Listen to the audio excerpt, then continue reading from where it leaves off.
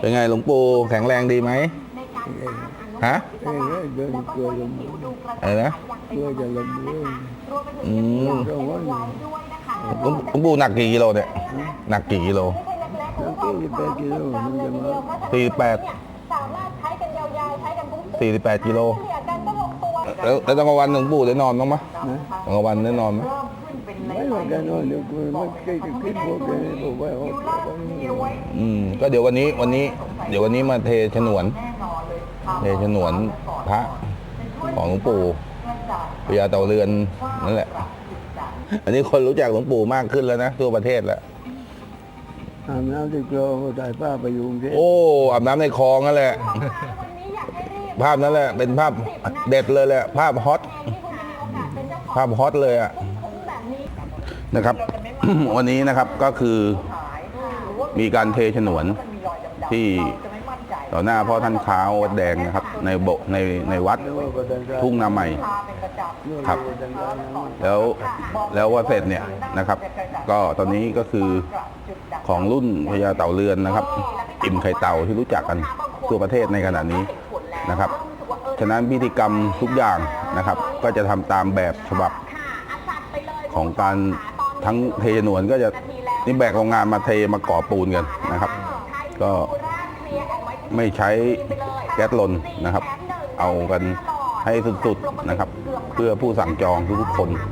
ที่เขาร่วมบุญกับเรานะครับแล้วเดี๋ยวเราให้หลวงปู่พักผ่อนนิดนึงเดี๋ยวใกล้เข้าพิธีแล้วเดี๋ยวไปตามกันต่อ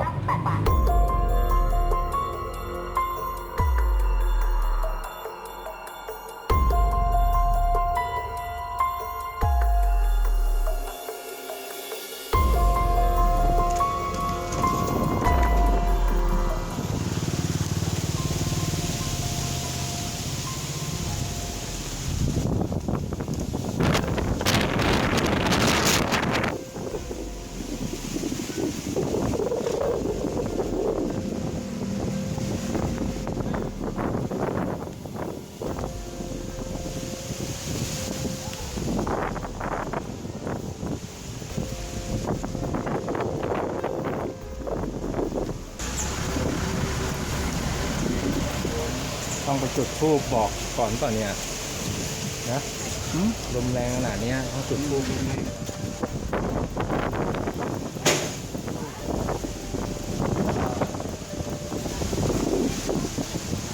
แรงจริงอ่ะ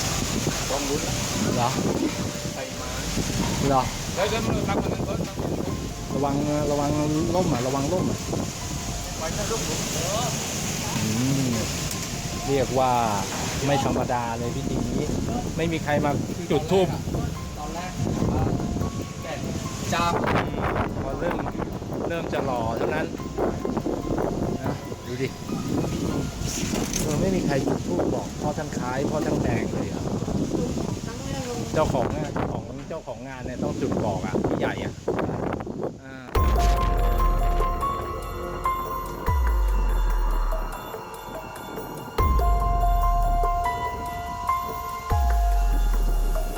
ขยับเองได้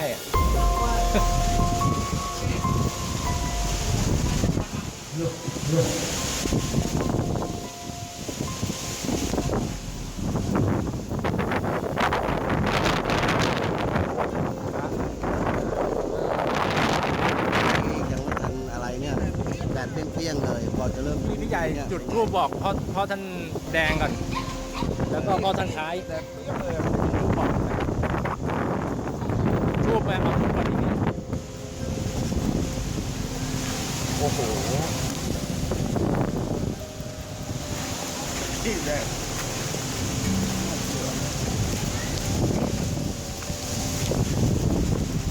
ก็เรียกว่าไม่ธรรมดาครับเมื่อกี้แดดยังจัดอยู่เลยนะจะทำการต่อ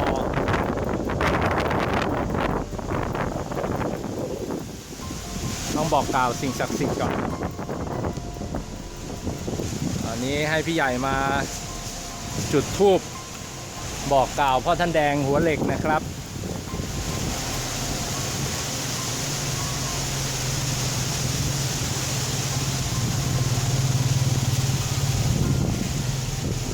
พี่ใหญ่ยืนด้านนี้ดีกว่า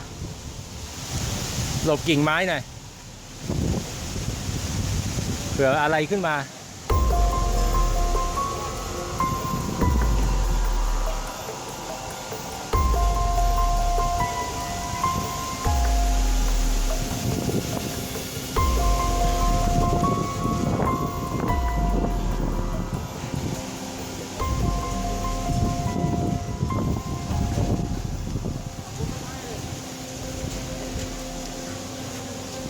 กระถางไหนก็ได้ฮะ แห้งหมดทุกกระถางเดี๋ยวตกนะให้มือนัดเอาในรถก่อนเลยไหมตกนะให้มือนัดนะ นี่ ต้องมีการบนนิดนึงครับ ครับ ไม่งั้นฝนตกแน่วันนี้ไว้จบร่วงเทถนนเสร็จให้ไป โอ้โหนี่เงียบเลยนะพอปักทูบเสร็จนี่ปักทูบเสร็จนี่เงียบเลยอ่ะไม่เชื่อก็ต้องเชื่อนะ ก็บอกแล้วว่า เออ ไม่รับนะครับคนได้จริงนะ เฮ้ยเรารีบรอดีกว่ามานี่มืดแล้ว มามืดแล้ว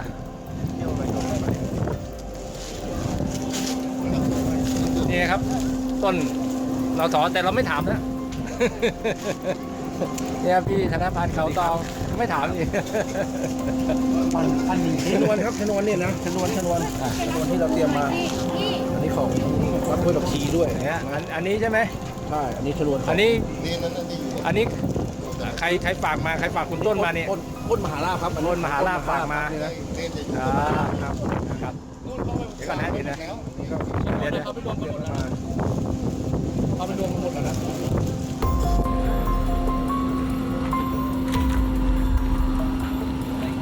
คนเก่าเลยนะครับดูรวมอยู่นี้หมดแล้วนะ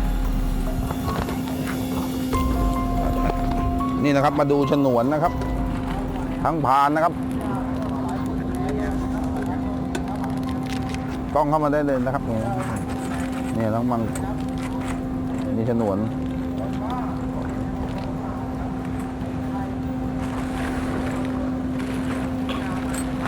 อันนี้ไฮไลท์เลยนะครับ อันนี้ของศิวลีปี37 โอ้โหเราก็รวยด้วย นี่นะครับที่น้องอ้นมหาลาภมอบมาให้นะครับเหรียญศิวลีเหรียญนี้หลักพันนะครับ เหรียญมังกรคู่ระหว่าง โค้ด นี่ชนวนใช่ไหมใช่ นี่นะครับก็เป็นชนวนนะครับ อะไรหลวงปู่ลิน แล้วนี่นะครับ ปู่ลินเลยนะว้านี่มาแต่วัดเลยไม่ใช่เนี่ย นี่ศิวลีนะครับ เนี่ยแกโยน อันนี้มังกร โยนให้องค์ที่โยนให้อยู่ที่ห้อง นี่หลวงปู่บุญให้ เรายกผ่านเลยอื่นดีกว่าครับอันนี้สายอีสานยกไว้หน่อยนึงผ่านเลย นี่นะครับ นี่ฉนวนนะครับ ดูกันได้เลยนะครับ มาดูใกล้ นี่สนามแย้นี่วัดสนามแย้นะครับกฐิน อันนี้หลวงปู่บุญให้ชุดกรรมการ สายใต้ก็มีนะครับนี่ นี่หลวงปู่บุญให้ พ่อดำวัดตุยงนะครับนี่นะ สายใต้ก็มีนะ นี่ จะเห็นที่ว่าเกตซีนี่ นี่หลวงปู่หลิว สวย นี่นะครับลูกหล่อหลวงปู่หลิว นี่ท้าวเวส มากมายครับ นี่นะครับ นี่นะครับ ท้าวเวส ปู่บุญให้นะครับ มีหลวงปู่บุญให้หน้ากากทองทิพย์เนื้ออัลปาก้าครับผม อันนี้หลวงปู่ศิลป์นี่หลวงปู่ศิลป์ นี่หลวงปู่หลิน หลวงปู่วั วั ด ดหลังทองนะครับ หลวงปู่หลิว นี่ลูกชายผมรับกับมือหลวงปู่หลินเอง หลวงปู่ลินจันทชาโร นี่นะหลวงปู่หลิน นี่ ตาโลนะ นี่หลวงปู่แพ้ว เดี๋ยวของอีสาน แพ้วครับหลวงปู่แพ้วเนื้อ นี่หลวงปู่แพ้ว นวลนะครับ เป็น อันนี้ มวลสารนวล พระอาจารย์ของผมหลวงปู่แสนวัดถนนจิกองค์นี้ท่าน โอ้นี่บานเลยครับ ศรีสะเกษ จังหวัดศรีสะเกษนะครับ อันนี้ อันนี้เขาตองรุ่น เดี๋ยว ต่ ต่ อ อ รุ่นสองครับ 2เขาตองช้างเอราวัณ เนื้อชนวนทั้งหมดนะครับ วันนี้ หลอมหมด อันนี้เขาตองรุ่นแรก เพื่อจะสร้าง นี่นะครับเขาตองรุ่นแรก ตุ่มมงคลเหรียญพญาเต่าเรือนไอ้ไข่หลวงปู่ลิมหลวง เอา ปู่ แล้วฝากกดไลค์กดแชร์ด้วยนะครับ โอ้นี่ดอนรวบ พญาเต่าเรือนหลวงปู่ยิมวัดทุ่งนา นี่สิวลีห้วยบักชี อำเภอพิบูลจังหวัดนครศรีธรรมราชครับ สวัสดีครับ ครับเป็น โอ้โห นี่อยู่ข้างล่างอีกนะ ยังอยู่ข้างล่างอีก อันนี้ไม่ใช่การเกลี่ยกองนะ อันนี้ไม่ใช่ อันนี้เป็นเข้าเตาหลอมนะครับวันนี้เข้าเตาหลอม ไม่ใช่เกียร์กอง อันนี้ครบแล้วยังเนี่ย อันนี้ ชนวนเนี่ย เรามาดู นี่ก็ใส่มาเรื่อยๆนะครับ นี่หลวงพ่ออะไรเนี่ย นี่อันนี้ สุขใจ น อันนี้ นี่รุ่นสุขใจนะครับ สุขใจ สุขใจ63นะ เต่า นี่อีกเป็นถุง ใหญ่เมืองการนะครับ นี่อันนี้ นี่อะไรเนี่ย กับมือแล้วก็ชัชวาลวัดบ้านปูนนะครับเป็นสิทธิ์ของหลวงพ่อเปิ่น โอ้ แท้ๆเลยนะหลวงพ่อเปิ่นสักเสือให้ที่หน้าอกนะครับ โคตรเศรษฐีแกะออกมาแบบแมปนะครับ โทษเสียทีครับ เป็นเนื้อชนวนทั้งหมดนะครับ นี่ เลขเบิ้ลด้วยนะครับ33 33ด้วยนะครับ เบิ้ลด้วย จะขอทอนต่อก็ไม่ได้แล้ววันนี้ต้องแสน นี่นะครับของหลวงปู่แสนนะครับโคตรเศรษฐีนะครับเลขเบิ้ล33เลยนะครับ หน้ามาหน่อยครับหันหน้ามา นี่มา168 มันเสียดาย พรนะครับ เสียดายครับเสียดาย นี่ก็เพิ่งแกะซีนนะ ไอ้นี่ นี่มึงแกะกันมาเลยนะ ทั้งนั้นเลย เข้า นะ ตอหลอมวันนี้นะครับผม ลุงจำนวน โอ้ เข้าตอหลอม นั่นเลยนะ เพื่อทำเป็นเนื้อชนวนในการ อันนี้ สร้างวัตถุมงคล นี่หลวงปู่ล้อมนะครับ นี่หลวงปู่ล้อมนะ ไอ้ไข่ หลวงปู่ล้อมแล้วนี่ ได้ทันนะฮะ นี่ลุงเจ้าสัวหลวงปู่แสน วัดทุ่งนา เจ้า ใหม่ สัวหลวงปู่แสนนะครับ นี่เจ้าสัวหลวงปู่แสน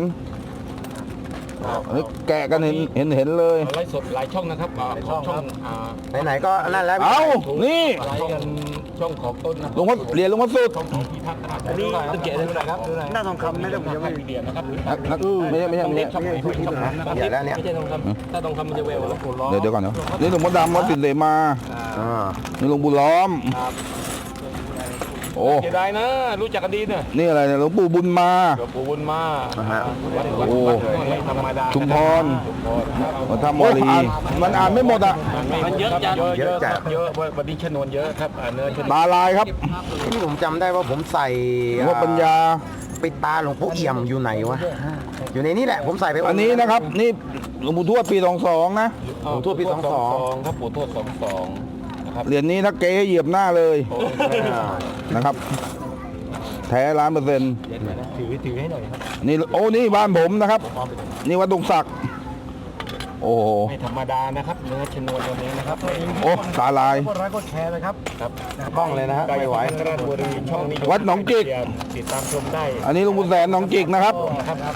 อันนี้เหรียญหลวงพ่ออุตตมะ อันนี้เรามาดูเนื้อชนวนกัน นี่ ที่อะไรจังหวัดกาญจนบุรีหลวงพ่ออะไรมองไม่เห็น อันนั้นวัดกอกแก้วเนื้อเงิน เนื้อเงินด้วย อาจารย์ตุ๋ย นี่ครับอาจารย์ตุ๋ยเนื้อเงินนะครับ วัดโกแก้วอำเภอกาญจนบุรีเนื้อเงิน นี่ที่มีเกม หลวงน้อย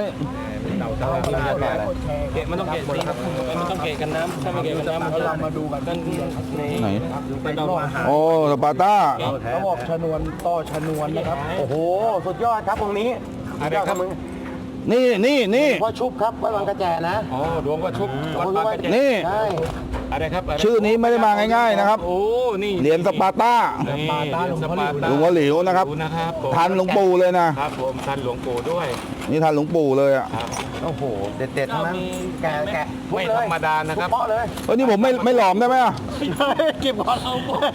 ไม่ได้แล้วอะไรเนี่ยเหรียญสปาร์ต้าใส่ปานนี้เนี่ยถอนไม่ได้แล้วสปาร์ต้าที่ผมควรมาแล้วเนี่ย ติดนิ้วออกไม่ได้ เออ ออกไม่ได้แล้วนะครับ ไม่ได้ โอ้ ขอออกจากผ่านได้ไหม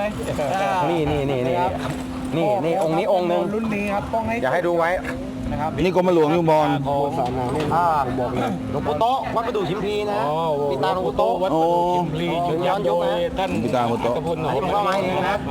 นี่ปีตาหลวงปู่โต๊ะวัดประดู่ชิมพี นี่ นะครับผม นี่ของท่านอัตพลนะ ของผมเองครับผมเองเอามา นี่ครับผม เนี่ยเพราะว่าผมใส่มาโอ้มาแล้ว นี่ครับนี่ เจนเลยนะนี่ข้างหลัง นี่แค่พานเดียวนะครับ แล้วเดี๋ยวของอัตพลอะไร เข้ามาแล้วครับ นี่ ทีเด็ดไปเลย ทีเด็ด ไทยเองแดนใต้ ตายเองแดนใต้นี่เดี๋ยวแยกไว้เดี๋ยวแยกไว้เดี๋ยวแยกไว้ นี่มาดูเนื้อชนพลี สวัสดีครับ สวัสดีครับผม แม้เราจะให้โหด วันนี้ก็จะเอามวลสารของสายเฮงแดนใต้นะครับ ของเรามาให้ดูว่ามาร่วมหลอมหน่อย เพราะว่าพระที่ทำชุดนี้ถ้าผมไม่มั่นใจในมวลสารผมก็จะไม่กล้าขึ้นคอ ลูกเมียผมก็ไม่กล้าขึ้นคอนะครับ อันนี้เป็นมวลสารนำฤกษ์ของไอ้ไข่นะครับ ที่การหล่อนะครับ นี่นะฮะจะเทออกมาในถ่ายกันเลยนะฮะอันนี้คือก้านช่อหล่อนำฤกษ์ของไอ้ไข่เหมือนกันนะครับ ไอ้ไข่นะครับ ดูนะฮะ ครับผมดูชัดๆกันเลย ของ เท่านั้นยังไม่พออ่ะ อัตพล ไหนๆถ้าทำแล้วครับ มันต้องให้สุดกว่านั้น เดี๋ยวผมถอดเลย ถอดนะครับ กับมือเลยถอดกันให้เห็นเลยนะ นี่อัตพลพวงมะลินะครับ อันนี้กำไร นี่กำไรนะครับถอ ปี ดจาก 57รุ่นแรกนะครับตอดเข้ามือเลย อีกด้านไหนอ่ะ นี่นะครับ นี่ครับ เป็นแบบนี้สภาพการใช้งานผมใส่มาติดตัวตลอดเลยนะ ครับผม ตั้งแต่ที่ผมบูชาพี่ไข่มา ขา มี จากมือเลย 12 นักสัตว์พร้อมนะฮะนี่นะฮะ ผม ดูนะครับ ครับ นี่คือกำไรวงสุดท้ายที่ออกมาจากวัดที่ผมเอามานะฮะยังสุดยังพอยัง ยังไม่พอนะ ยังไม่พอใช่ไหม ยังไม่พอนะ วงนี้ผมใส่ติดตัวมานาน นี่ครับคุณลุก ใส่ทั้งทีต้องถอดกันให้สุดไปเลย คนลุกเลยครับ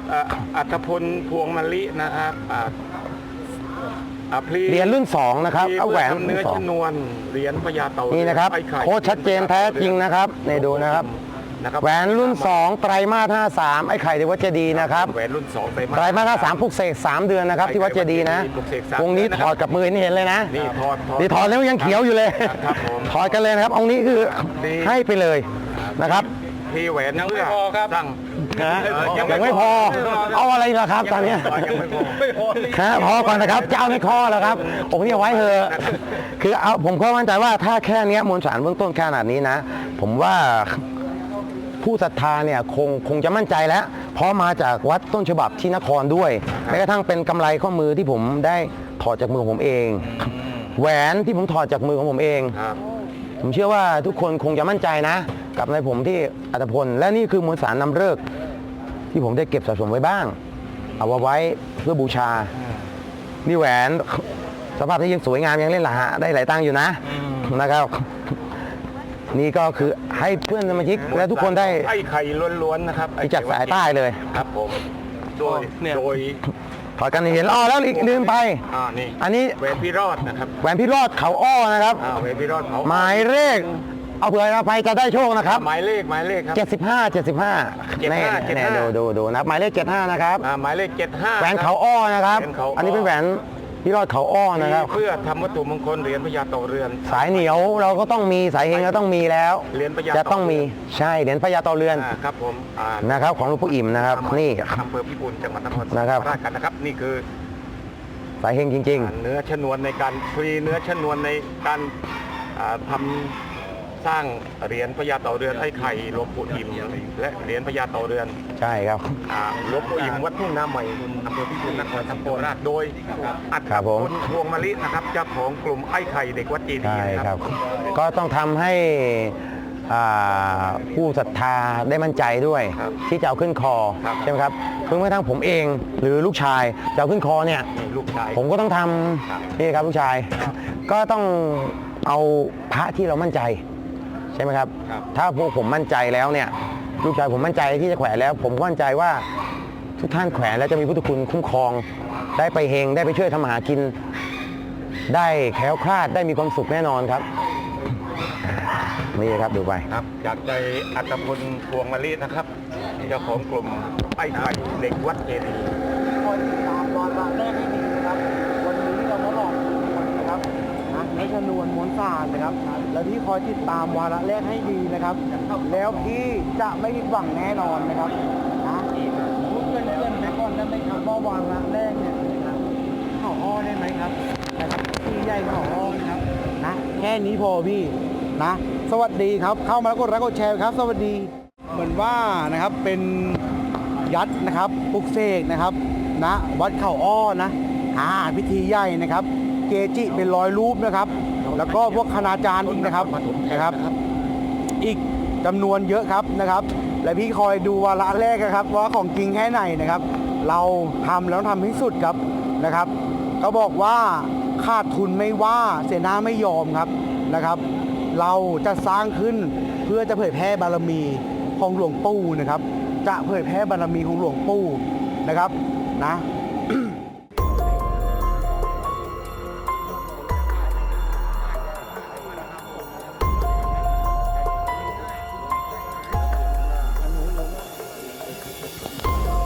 แล้วก็เดี๋ยวเ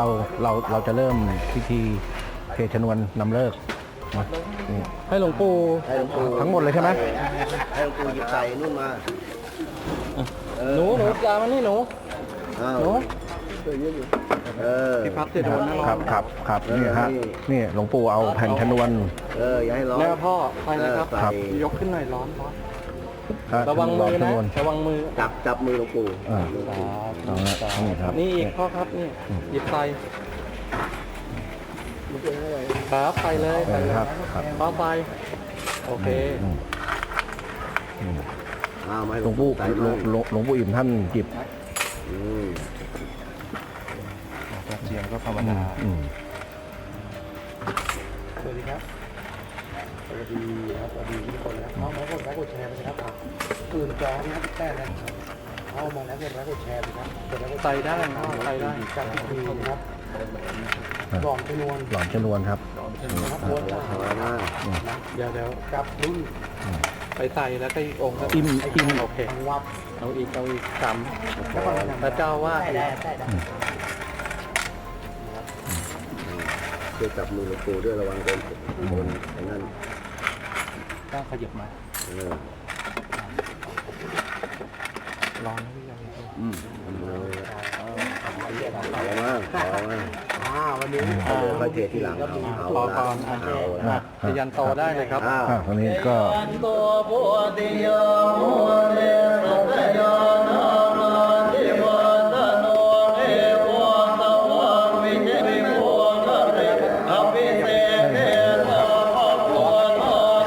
ลวงปู่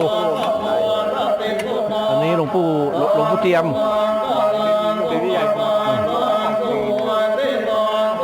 หนักนะพี่ได้ไหม ปล่อยปู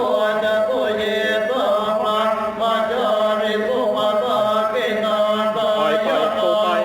หยิบอีกปล่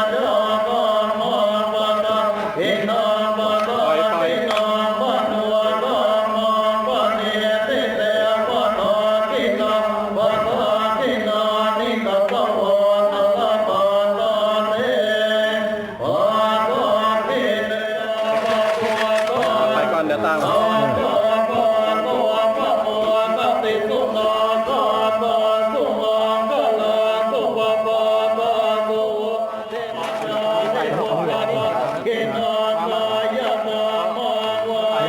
ม้วนเยอะมือในฝั่งไม่ธรรมดานะครับผมว่านะครับ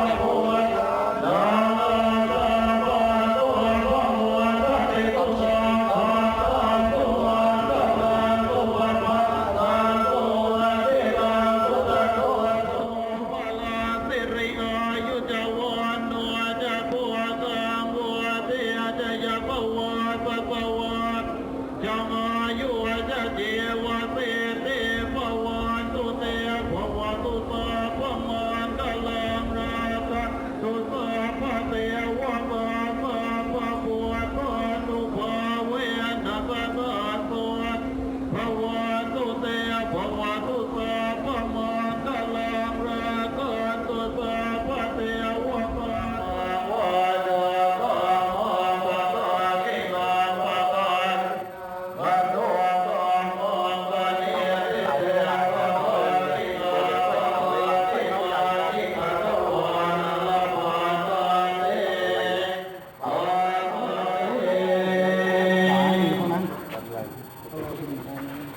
ตอนนี้เกิดขึ้นที่เห็นภาพคือมีเต่าอยู่รุ่นหนึ่งนะครับ ที่ไม่ยอมละลาย แต่ที่แน่ๆคือกำไรที่ผมถอดของผมไปเลยเนี่ย ใส่ลงไปในเป็นมวลสารนะ ไม่ละลายเลยนะครับ เดี๋ยวเราลองเส้นนี้ที่ละลายไหมลองเส้นนี้ นะครับตอนนี้ไม่ละลายนะครับ ซึ่งภาพนี้เห็นนะครับ นี่อยู่นี่นะครับ เห็นไหมที่บล็อกแรกนี่นะครับเข้ามาดูกันได้ฮะนี่ไม่ละลายนะครับ อันนี้เป็นเรื่องที่อัศจรรย์มากนะครับสำหรับสายไข่ซึ่งผมก็เองก่อนที่จะทำแล้วลงนี้ก็ได้บอกกล่าวกับพี่ไข่แล้วว่าขอนะให้แสดงปาฏิหาริย์ให้เต็มที่เลยนะครับถ้ายังไงให้แสดงปาฏิหาริย์แล้วนี่ตอนนี้ก็จะแกะจากเบ้าไม่ออกนะครับออกนะฮะเอาออกหน่อยนะพี่ไก่นะเอาออกหน่อยนะดูนะแล้วดูมวลสารออกมา ดูอันอื่นออก อันอื่นออกง่ายนะครับอันอื่นจะออกง่ายแล้วชุดนี้จะไม่ค่อยจะออกง่ายๆนะครับหลังจากที่กำไรไข่เราออกมาแล้วนี่ไม่ยอมออกกันง่ายๆนะครับ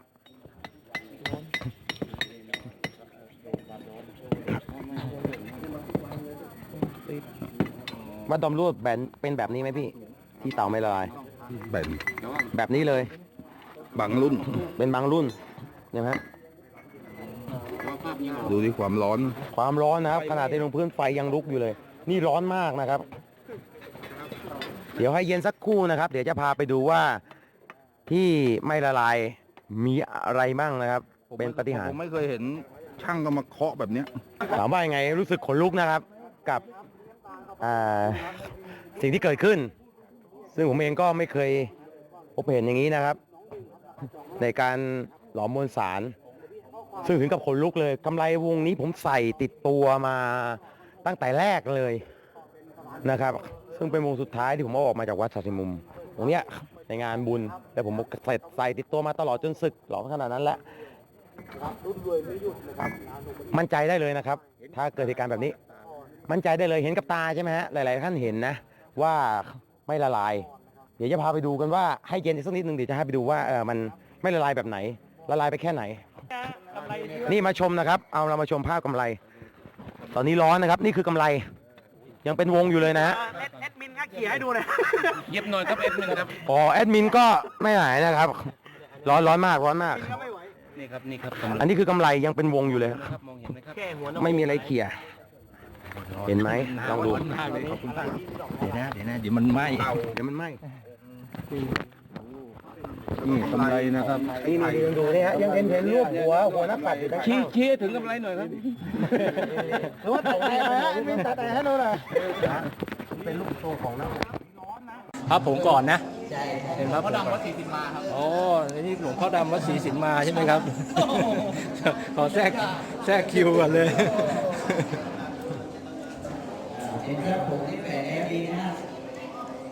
อ๋อ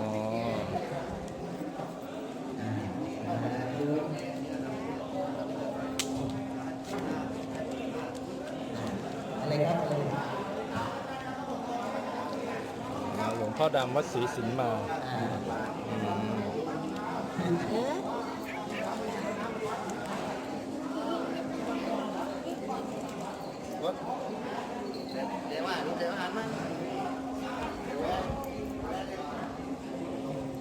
อุ้ยเฮ้ยโทษทีโดนเหยียบ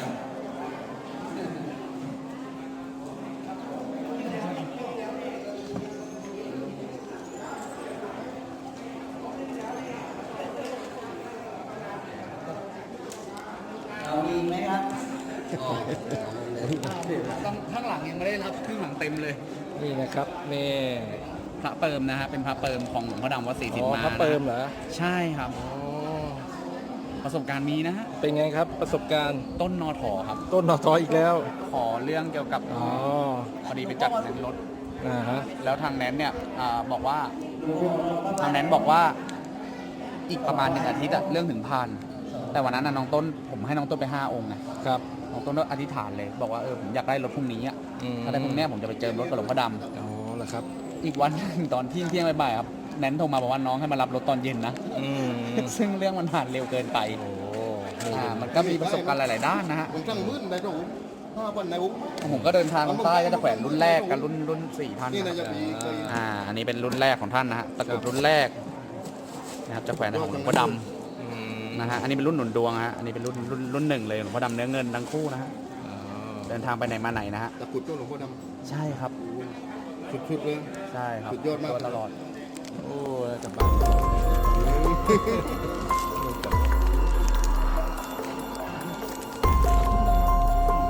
ลูกหัวดำ